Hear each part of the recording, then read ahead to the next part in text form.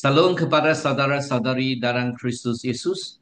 Hari ini kita mau menerokai Matius bab 13 ayat 54 sampai ke 58, bagaimana Kristus Yesus ditentang dan bagaimana Yohanes Pembaptis ditentang. Mari kita datang berdoa bersama.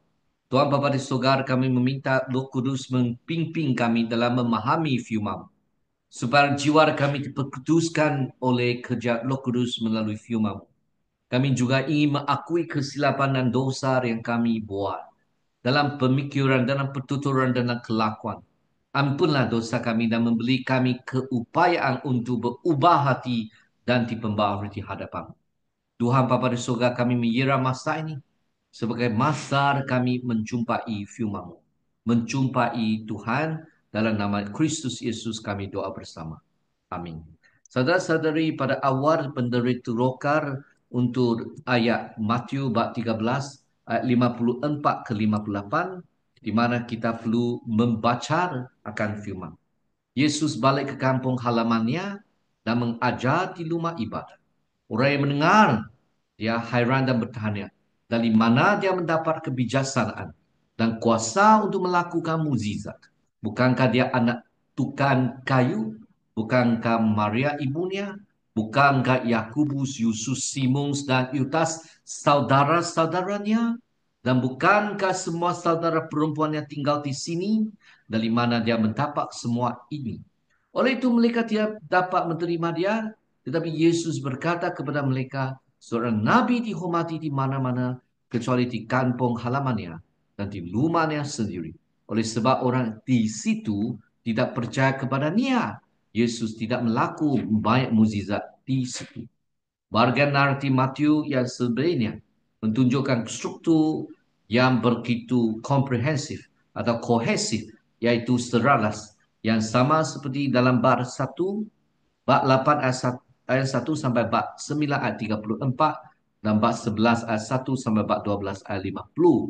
Sebahagian pesannya mengikuti suasana Markus, tetapi Matius menyesuaikan cerita-cerita ini dan keperluan audiensnya. Penolakan di Nazar melalui penolakan yang Yesus hadapi di kampung halamannya Nazar. Pendengar Matius melihat bahawa pemisah keluarga yang diperkenalkan dalam bab 12 ayat 46 sampai 50 meluas kepada perasingan agama. Penyelas murid-murid dengan musuh. Penolakan ini menjadi peribadi dan murid-murid akan segera menyelaskan diri mereka dengan musuh-musuh ini. Mereka mentolak idea bahawa dia harus menderita. Mereka mentinggalkan dia semasa pentangkapatannya. Saudara-saudari, kita lihat pembekal haklar kepala Yohanes Pembaptis kerana kerja kenabiannya memperkenalkan satu lagi dimensi pemusuhan yang lalu walaupun tertupur sepenuhnya kepada Yohanes, menjangkarkan penolakan terhadap Yesus di Yerusalem. Yesus mengikatkan penderitaan Yohanes dengan penderitaan sendiri dalam bab 17 ayat 9 sampai 13. Penempatan Matius tentang kematiran Yohanes dan penolakan terhadap Yesus setelah pengumpamaan yang menjelaskan mengapa ada tangkapan yang terbagi terhadap Yesus, mengungkapkan bahawa penolakan berakar pada ketidakmampuan untuk memahami dan tidak mengarah kepada ketidakpedulian yang tetapi pada pemusuhan. Saudara-saudari dalam Yesus Kudus, poin-poin utama tentang pertenangan. Mereka yang telah memahami rahsia-rahsia kerajaan surga pasti mendapat Yesus dan Yohanes menyinggung perasaan. Pertenangan di Nazaret. Saudara-saudari, bagaimana pertenangan di Nazaret itu berlaku? Setibanya Yesus di Nazaret, kampung halamannya Patris, dia mula mengajar orang-orang di sana di sinagog mereka. Orang berucap bahawa kampung halaman Yesus ialah Kapernaum.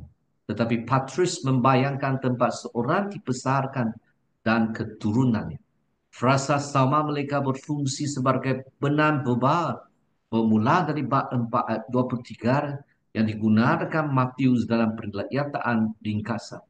Dalam bab 12 ayat 9, sama mereka merujuk kepada samaan di Kapernaum di mana orang Farisi mulai melancang kematian Yesus.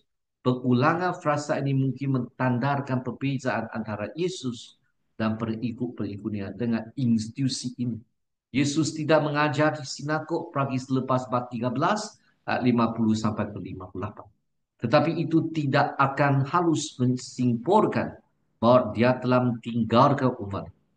Dia masih akan melayani mereka. Soalan retorik pertama daripada orang-orang ramai menunjukkan bahawa Yesus melakukan lebih daripada sekadar mengajar. Dari manakah orang itu mendapat kebijaksanaan dan kuasa-kuasa ajaib ini? Orang ramai menunjukkan keheranan, kehadiran terhadap kebijaksanaan dan kuasa ajaib Yesus Kristus. Friends mendakwa bahawa Yesus tidak melakukan mukjizat di sini. Dengan orang ramai mengajukan soalan mereka berdasarkan khabar ini. Tetapi ayat 58 menunjukkan bahawa dia memang melakukan mukjizat di sana, hanya tidak banyak. Sebelum ini Yesus mengajar bahawa kebijaksanaan sebenar ada padanya dan menunjukkan autoriti mezaniknya melalui perbuatan-perbuatan yang hebat. Sebagai tindak balas, orang ramai di sinagog berrasa kagum. Davis dan Alison mencadangkan bahawa kata kerja ini membuat konotasi negatif. Namun ia lebih berkemungkinan melupakan tindak balas semula. Jadi, tak ada kebijaksanaan dan kuasa Yesus yang melebihi jangkaan orang ramai terhadap Nabi tersebut. Lukas bab 4 ayat 16 sampai ke 27, muka surat 216 sampai 222 untuk rujukan tambahan. Orang ramai di sinagog pada mulanya mengiktiraf kuasa dan kebijaksanaannya. Tetapi soalan-soalan mereka seterusnya cuba untuk menendarkan dia ke tahap yang biasa dan biasa. Bukankah ini anak tunggang kayu? Bukankah nama ibunya Maria dan bukannya saudara-saudara Yakobus, Yusuf, Simon dan Judas? Bukankah semua saudara perempuan yang bersama kita? Perkataan Yunani untuk tukang kayu ialah teknon, merujuk kepada pelbagai kemahiran pembinaan termasuk pertunggangan kayu dan kerja batu batan. Ketidakadaan rujukan kepada Yesus mungkin menunjukkan bahawa beliau telah meninggal.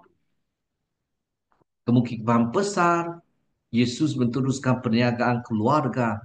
Nama-nama saudara lelaki Yesus akan dikenali dengan baik oleh pendengar Matius untuk hipotesis tentang kehadiran saudara perempuan Yesus. Berdasarkan Matius bab 12 ayat 46, di mana keluarga Yesus berada di luar, ini bertanya kepadanya. Mereka kini menjadi asas penolakan saumaan terhadapnya. Dalam bab 13 ayat 56, orang ramai mengulangi soalan awal mereka tentang mana dari mana Yesus memperoleh semua perkara ini. Pengetahuan mereka tentang keluarga Yesus, sebuah keluarga yang sederhana dan rumah tangga sebagai seorang tukang kayu, tidak sepadan dengan kebijaksanaan dan kuasa Yesus yang luar biasa, boleh buat mukjizat, boleh menyembuhkan orang muda, orang yang luput, mengusirkan iblis. Saudara-saudari mengubati orang yang bersakit. Latar belakang keluarga Yesus yang sederhana bertentangan dan kemampuan luar biasa yang dia tunjukkan sebab dia bukan saja manusia mutlak, dia juga Tuhan mutlak. Saudara-saudari kedudukan keluarga Yesus.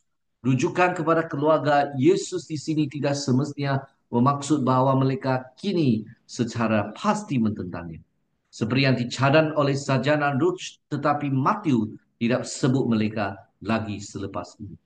Tidak mengkejutkan mereka mengambil kemarahan sekata lizur terhadapnya. Matius menggunakan kata lizur untuk menggambarkan mereka yang tergelincir dari jalan keselamatan oleh penderitaan atau kejahatan dari mana datang dari dalam atau luar. Jadi bagi mereka menolak Yesus, Yesus adalah sumber tersandung. Mereka tidak akan diberkati berbahagia orang yang tidak tersandung. Jadi saudara-saudara respon peribahasa Yesus seseorang nabi yang tidak dihormati kecuali di kotanya sendiri dan di rumah sendiri. Tidak berasal daripada kitab suci. Tetapi lihat Ilumaya bab 1 ayat 1, bab 11 ayat 21 sampai ke 23. Idea bahawa mereka yang menjadi hebat ditolak. Dan orang mereka sendiri adalah orang yang sangat diakui dalam kesusastraan Yunani. Jadi saudara-saudari, marilah kita lihat mukjizat Yesus dan iman. Yesus menjangkar Kaisar kesyahidan. Yohanes kerana kerja kenabian. Nasib Yesus sebagai orang yang datang selepas Yohanes juga menggelikan. Matius melaporkan bahawa Yesus tidak melakukan banyak mukjizat di sana kerana keluar kekurangan iman mereka. Markus menyatakan bahawa Yesus tidak dapat melakukan banyak mukjizat di sana. Apakah hubungan antara iman dan penyembuhan? Bagi Matius, ketidakmampuan dalam Markus telah menjadi penolakan. Yesus tidak dapat disangkar berkuasa. Hubungan antara iman dan penyembuhan yang sering muncul dalam Injil-Injil tetap tidak berubah. Ketidakpercayaan orang banyak ini menjelalaskan mereka dengan ketidakpercayaan generasi ini. Saudara-saudari, marilah kita beriman dalam Kristus. Maksudnya apabila jemaat kita sakit dengan begitu parah sekali, kita berdoa dan kita mahu menjumpai mukjizat. Kalau Tuhan izin. Kalau tidak, rencana Tuhan tetap baik, yang terbaik untuk kita. Mari kita doa bersama. Tuhan Bapa di surga, kami berdoa supaya kami dapat sentiasa mengingati orang yang susah dalam sakit.